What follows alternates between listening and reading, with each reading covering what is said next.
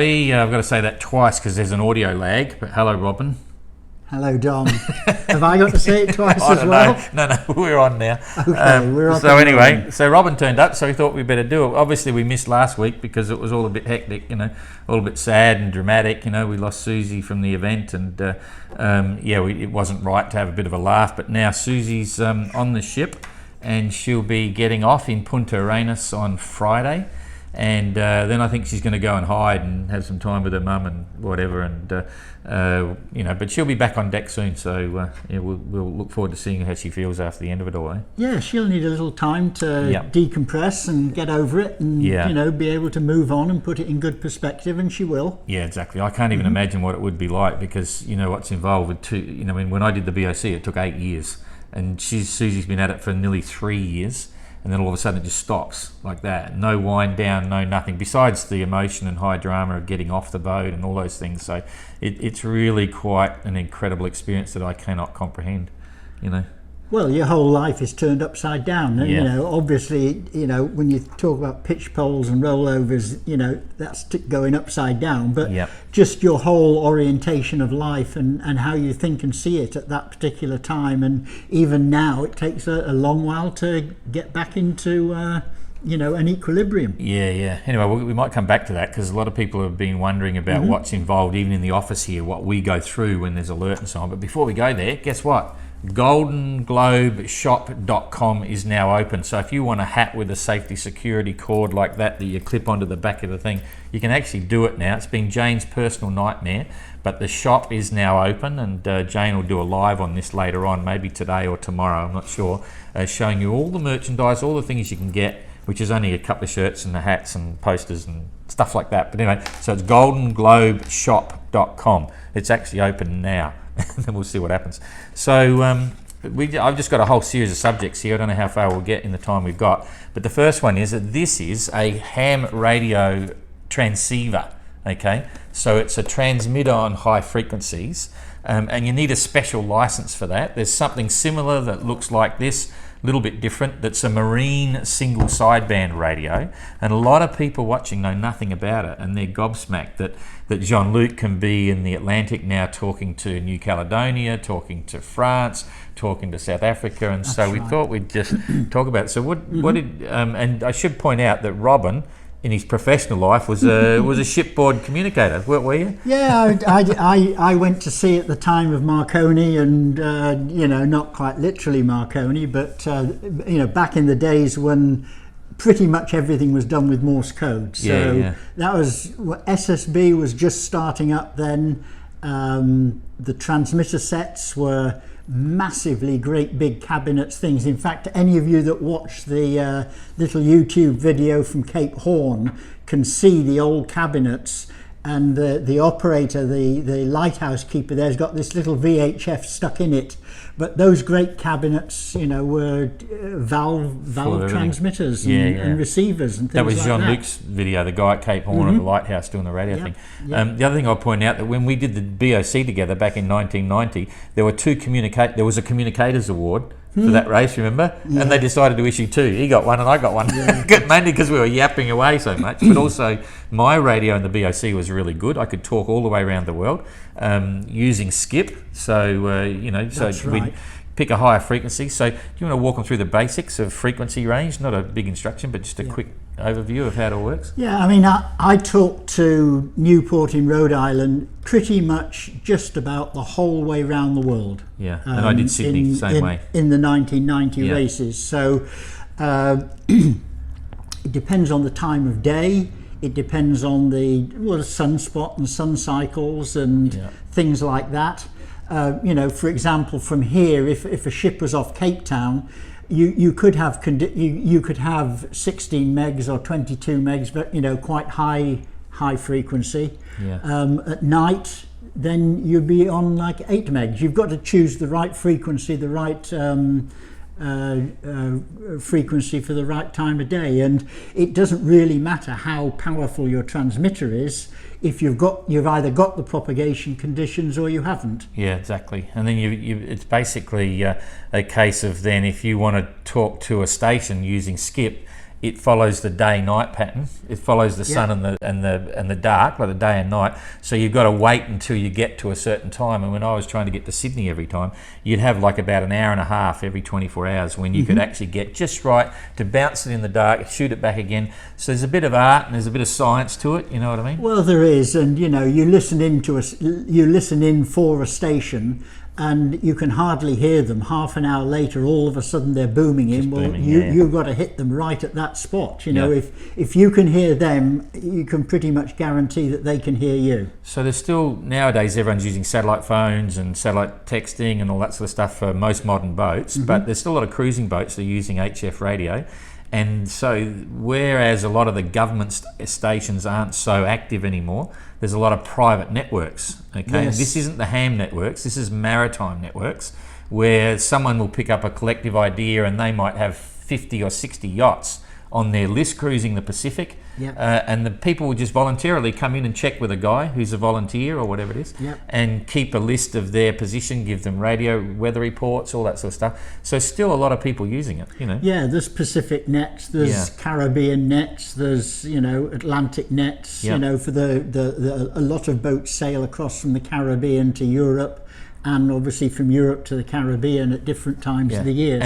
And it's free. You know, once you bought your radio, which will cost you anywhere from $2,000 to $3,000 or so, you got to get an antenna tuner unit, set up your antenna on the mast, you know, on the backstay, a wire antenna or a whip antenna, and you're free. The other trade-off is that everyone can listen. So if someone's listening into your frequency, they can listen in as well. That's right. And you know, you've got to get a license as well. You know, a license for the radio and a license for you to operate it. Yeah, and so the marine license is the one everyone gets. If you want a ham license, which is all these amateurs all around the world that are very passionate about radio, and that's what Jean-Luc's using and a couple of other entrants as well. They're just fanatical. They just live for radio, so they're perfect at it. They've got great sets, huge aerials, and they're really handy. That's why Jean-Luc's doing so well. And their huge aerials can be phenomenal. Some of them have got aerial arrays that almost match the commercial, like Portishead Radio in the UK, where they can select very focused antennas that, you know, they'll select a specific antenna to be able to talk to somebody off Australia, and they can beam it in and focus right in on you. Yeah, and for GGR entrants, you know, this race, it was quite interesting. It took us a long time to get people to get the entrants to realise how important the radio was. Right. They just thought it was another one of those things, and a lot of them hadn't used it a lot and so on. Right. I can bet your bottom dollar that all the 22 entrants are thinking, wow, they're probably even thinking about getting a ham radio licence, which is hard work, but they'll think, wow, if I've got ham, I can get better weather and all sorts of things. So it's not actually hard work now. Not you still got to do so 5 much. words a minute, don't you? Well, I don't know. You got to do the diddy-dars, what I was talking about. You got to do Morse code. You got to send and receive Morse code, and it's easy up to about 5 words a minute. After that, it's and I don't know what the requirement is now for to get a ham radio license. I mean, I've had mine 30 odd years, so 40 years. So. In those days, yes, you had to do Morse code, but now so much of ham radio is just SSB. Yeah, that's right. But SSB is single sideband. Is single sideband is voice. Yeah. Whereas you know, Morse code, that's really where a lot of ham radio, you know, work was done back when you know, when I got my ham ticket. Yeah. Everybody was on Morse code. Yeah. Okay, anyway, so it's an interesting subject, and in Europe, of course, and a huge amount of people that are following the GGR have never used HF radio. I was brought up with it, that was in your era as well, and then it all faded away to satellites, and now it's, you know, I won't say it's coming back, but it's still got a place, you know. It's very definitely got a place. Got a place. Okay, one of the next most interesting things everyone's asking about is insurance on the competitors, on the entrants. And I said to Robin, hey, you insured for the race next time? Well, the race insurance is very expensive because obviously the possibility is there that you could lose your boat. So, of course, an insurer is going to have to pay up. So you could, for example, insure your boat for a total loss, that's everything, or you could insure it for the mast breaking or all sorts of things. Race-wise, we've got to have third-party liability insurance. Yeah. So that was what I was going to have. I have never insured any of my boats for any of the races that I've done.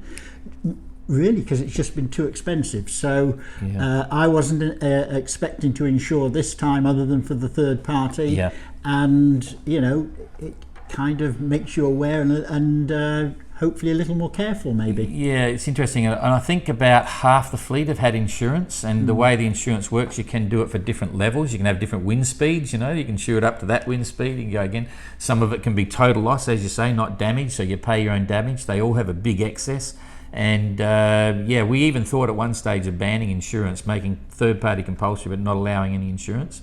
Makes people not sort of, oh, I've got insurance, I'll get off the boat. Not suggesting that anyone's done that, you know, but we'll just let it ride. You know, everyone picks their own thing. And I often wonder, you know, look at the Ultims, you know, 100-foot trimarans when they go down. Crikeys, they're insured, but I can imagine what the premium would be like, you know, because racing cover is really expensive. It's very expensive. So anyway, but the other thing is people then relate it to, oh, does it cover the cost of rescue? And again, we still get asked this a lot.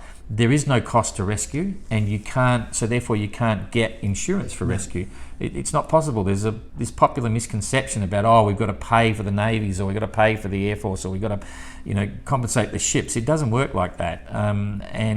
Basically, no one comes to your rescue unless they're able to, unless they really want to, you know, unless they can be sure they're not going to put themselves at risk. So it's an interesting discussion. You could spend hours talking about all the issues around it, but so you don't get rescue insurance because you can't be charged for rescue. You know, that's sort of the bottom line there. You know, it's pretty simple. The other one is about scuttling boats. So I've had quite a few green groups and people that are passionate about the adventure saying, wow, we're trashing the oceans. You know, we've got a few boats now on the bottom of the ocean and it is pollution and it's really sad. You know, there might be 80 litres of diesel and there's the hull itself and all the gear that's on it, the oil in the engine and so on.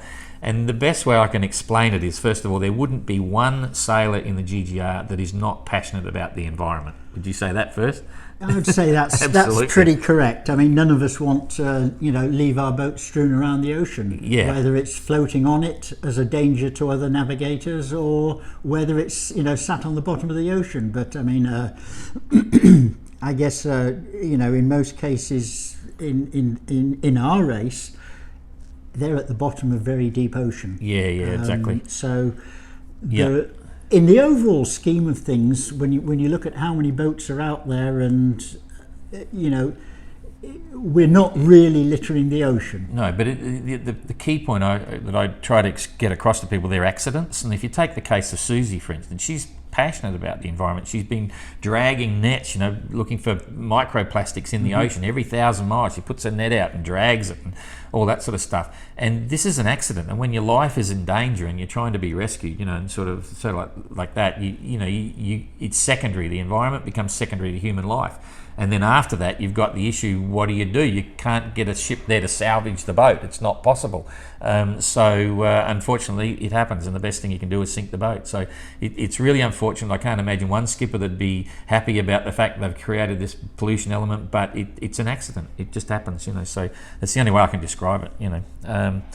Okay, so just to walk through, and let's just talk a bit more about Susie, the actual way it happened, right? Because we've obviously been following what Susie experienced after the event, but we know quite a bit about what happened leading up to the event and the way she was set up and what was going on.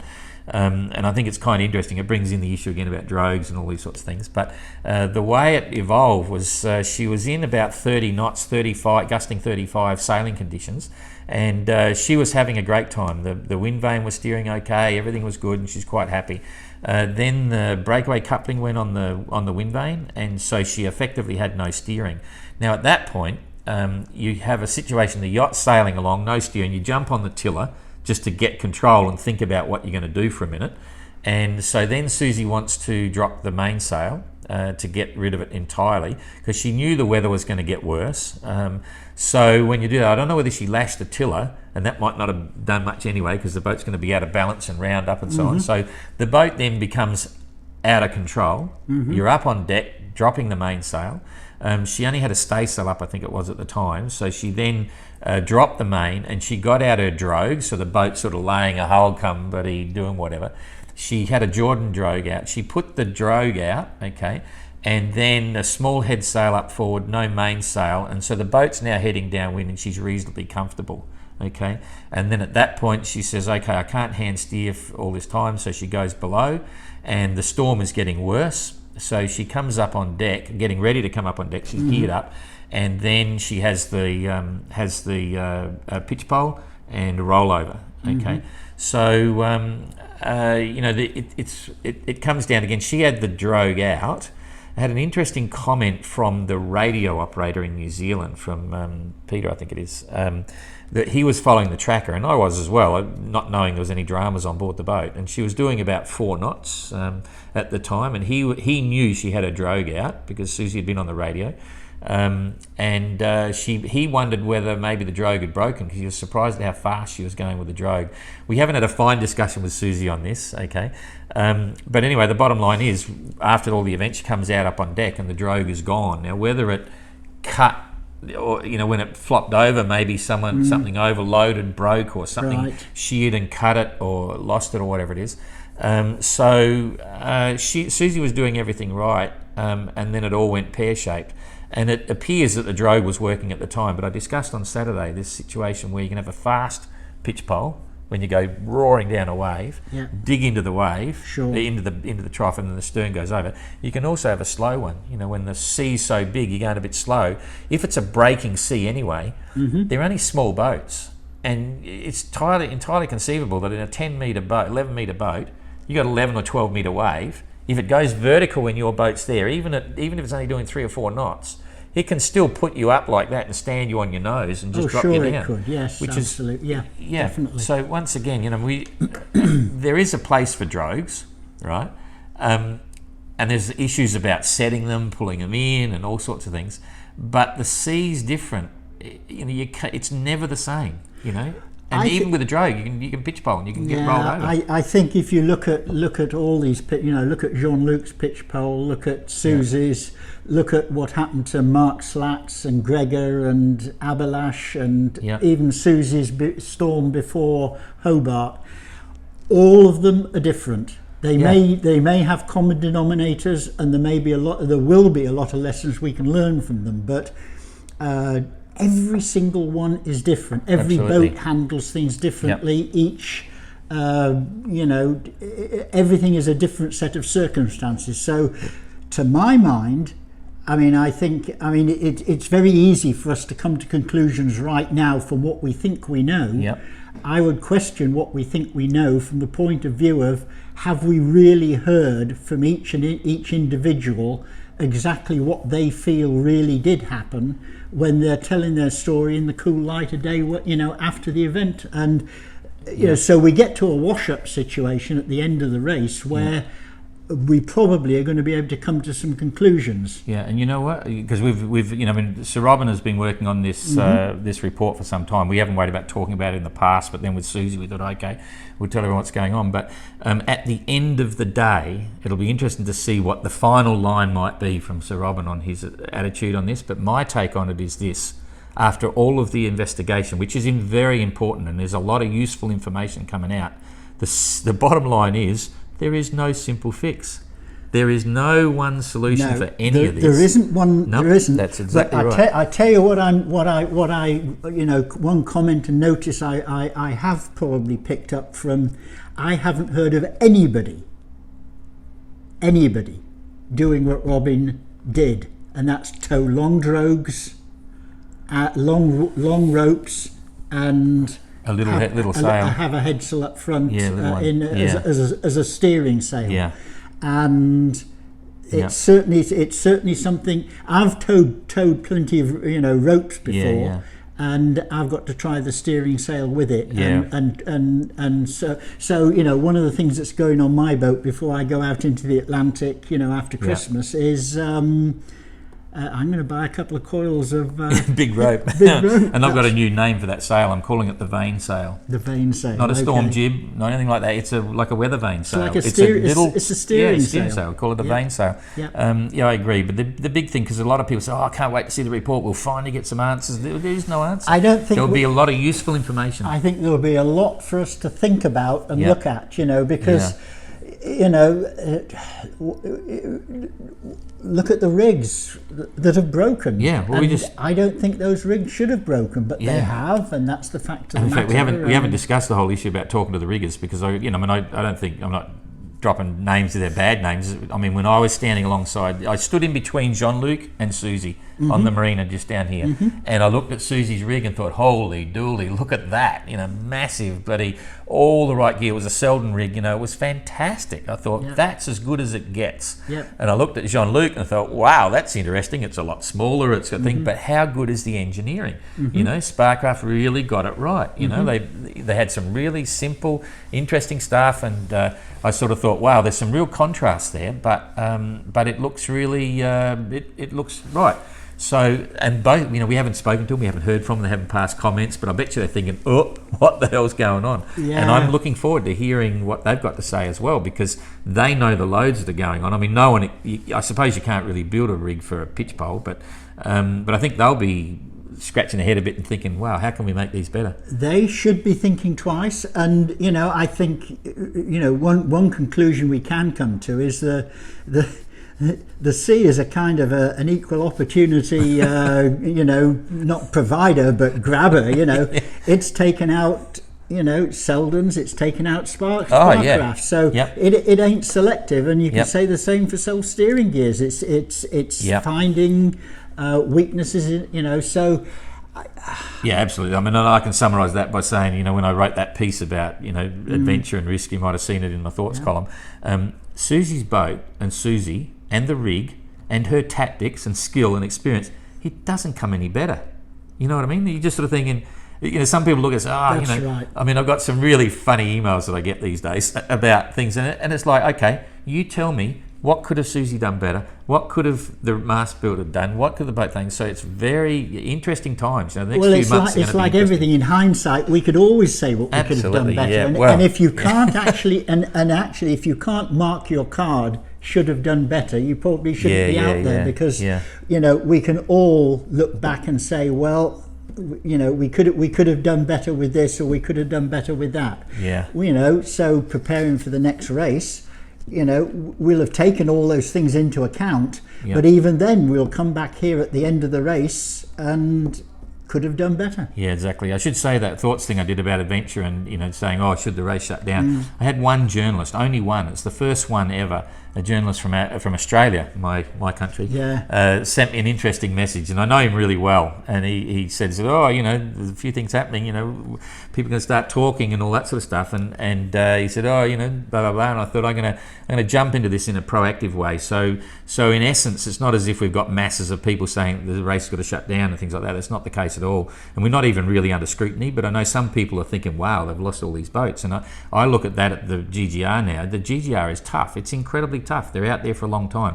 I'm confident about so many things, and we'll talk about boats in a minute, but it's us being proactive rather than everyone giving us a hard time. That's not the case. And the reception to that, it's been reported and published. There's even the BBC and a few other places, and generally the comments are very favourable for GGR. We if there was anything, we'd say, people are behind the whole concept of adventure, and they don't think that they're crazy, but we're all learning.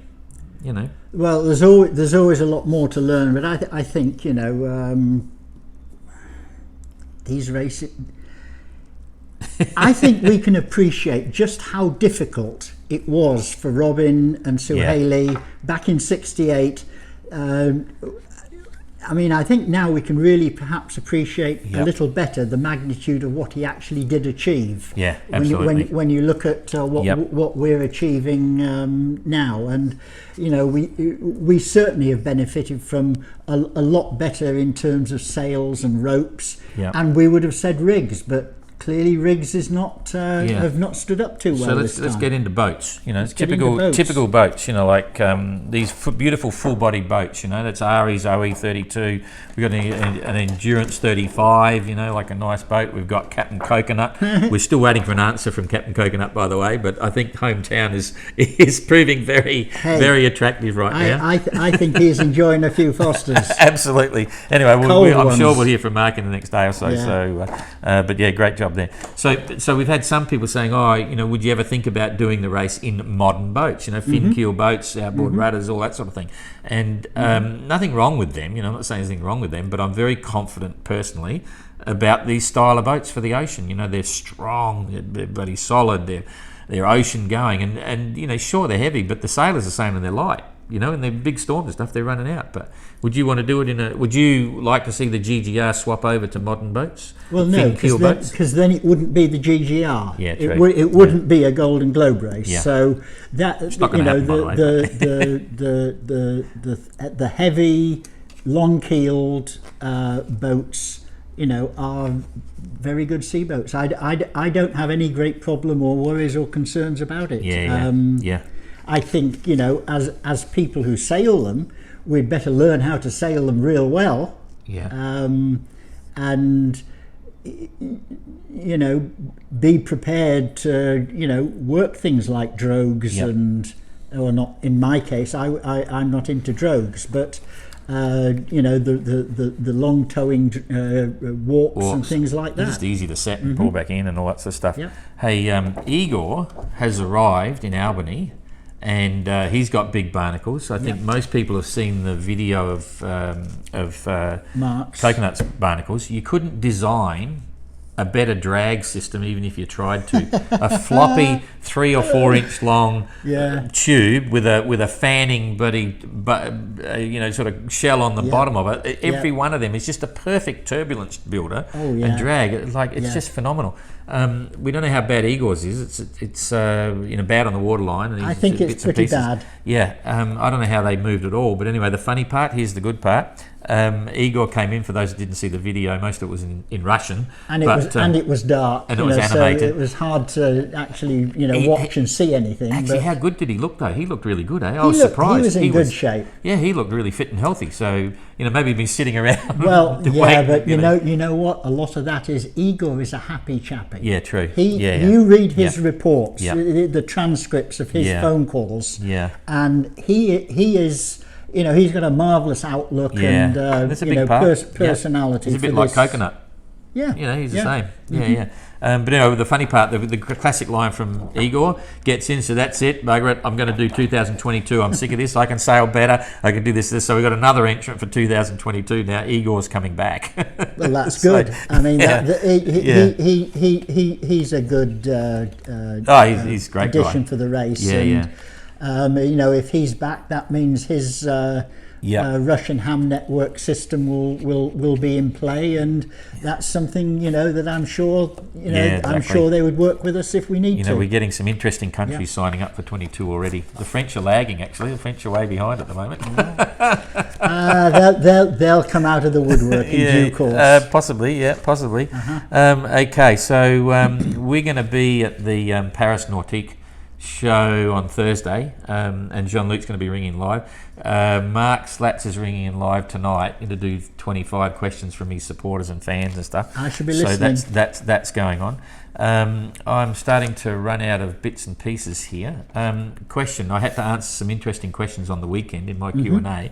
Are you surprised at the number of boats that are left in the GGR? I've already answered this question. No, I'm not. No, I'm not, because I think if you go back through our talks, you know, 3 months ago, I think I said 4 to 6. So I feel we're pretty much on the money, and 4 to 6 is what I kind of figured way back, long before the race ever started. I was never under any you know, illusion or thoughts that half the fleet or 2/3 of the fleet would get round. And, you know, having said that, I recognise as well as anyone else that I could well have been one of the ones who was, you know, rolled over or knocked down or pitch poled or, you know, had a mass break or whatever. So did I rate my chances of getting round? Yeah. But Look, my frustration is I'm sitting here watching all this and I just want to get out there and do it, you know, like it's really funny. It's just that I want to do it anyway, but now it's like I want to get out there. I can do this, you know, like it's really, and I think that's impacting on the GGR entries as well. We've got a lot of people talking about 22. We all think we can do it. Yeah, I know. We've got to get our little butts out there and actually, you know, get round the course. Absolutely. And it's a lot easier said than done. Yeah, just one final one. How good's the captain of the ship that picked up Susie?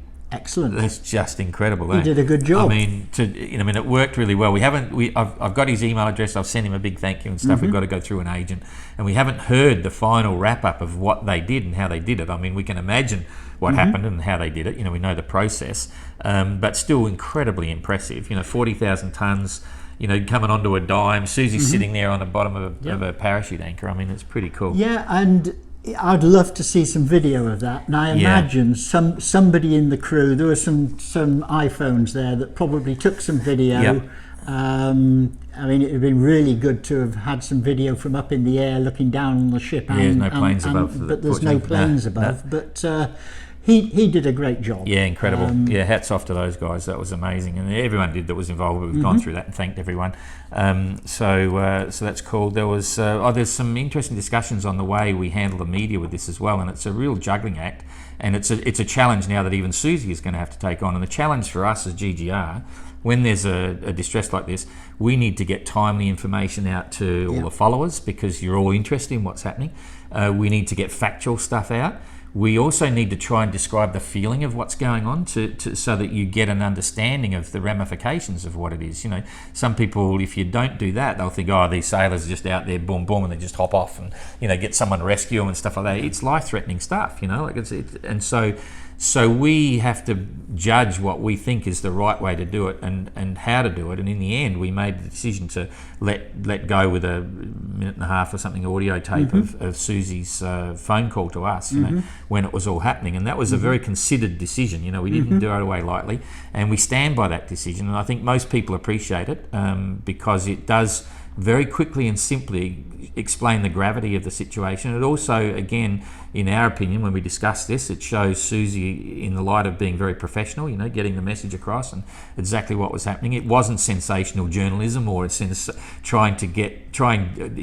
trying to make it, you know, stupid and dramatic and trying to, oh, isn't this terrible, da da da. It's a case of the whole concept of the GDR is to inspire people to get out there and do things. And once you commit to do that, the entrants and the organisers and stuff have a responsibility. You can't go halfway. You've got to be balanced. And we believe that that it was the right balance. And a lot of people now around the world understand what these situations are all about. And that may be part of the reason that we're not getting huge amounts of criticism, touch wood, you know, because they're all sensible sailors on a responsible adventure that have done everything they can to minimise that risk, you know. So. Yeah, no, I mean, and when you're in the situation, you know, like what Susie was at the time, it is very, very, very hard and very, very difficult. Yeah. I mean, your whole world is changing around you, and you know, everything you know has basically gone upside down in every sense of the word. So, you know, she did a great job of you know, handling the situation and keeping herself together. Yeah, too she true. did a great job. Yeah. And so now we've you know, when I say we've finished with Susie, Susie's now done her part and she's on the ship and there. And so Susie will now handle all her own media and things like that when she gets off. So because I know there's she got a huge fan base around the world. You know, it was a big story in England, and there's a lot of people inspired by Susie. You know, they really they believe in what she did and what she's doing and how she's doing it. You know, it's quite a story. She's got a great story to tell, and I'm sure she'll tell it in due course. Yeah. And you know,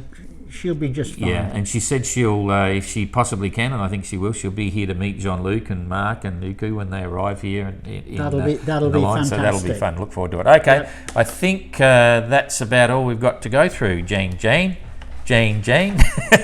See, we can't get around there to turn it off. Goodbye from me. And goodbye from me. Okay, See you next time. See ya. Bye-bye.